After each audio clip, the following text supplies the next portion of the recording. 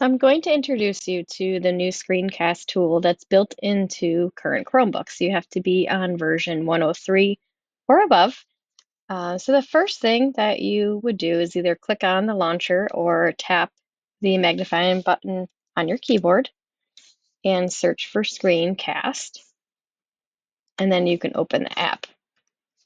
I would definitely recommend pinning it. If you right click on the app while it's open, you can pin it. Mine says unpin because I already pinned it. And then you'll have 4 videos that you can watch to get started. I love these videos. They're a great teaching tool, and they're very simple and easy to use or to watch and understand. And you can see that I already have a couple of screencasts here. But I wanted to first address the settings. So to address the settings, if you click on the stylus tool down here and click on screen capture, you've got taking a picture and taking video. You've got a full screen portion of the screen and full desktop. And then when you click on the gear, you've got the options for the microphone to be on, if you want the camera to record, front or back camera, if you have a back camera, a world-facing camera, and where you want it to save to. So I have it saved to a folder in my Google Drive called Screencast, but you can select a different folder, and I just created the folder while I was looking for a folder to put everything in. So once I have these settings set, I can go back to my Screencast tool and click Screencast. And then it will just ask me to click anywhere, or I can change it to select a portion of the screen or change it to the full window. It doesn't matter.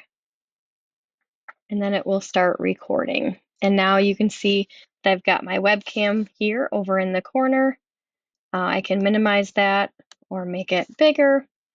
There's also a marker tool. So if I were giving a lesson, got them both running the same time, there's a marker tool that shows up at the bottom of the toolbar while I'm using the Screencast app. And when I click on that, now I can draw over the top of my screen. If I right click on it, I can change the color. Or if I'm using my stylus, I can long click, just holding it down for a little bit of time.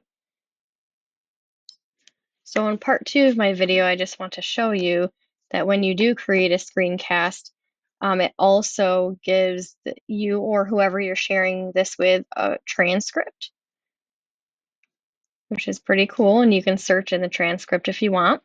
You can jump to that section in the video if you want to.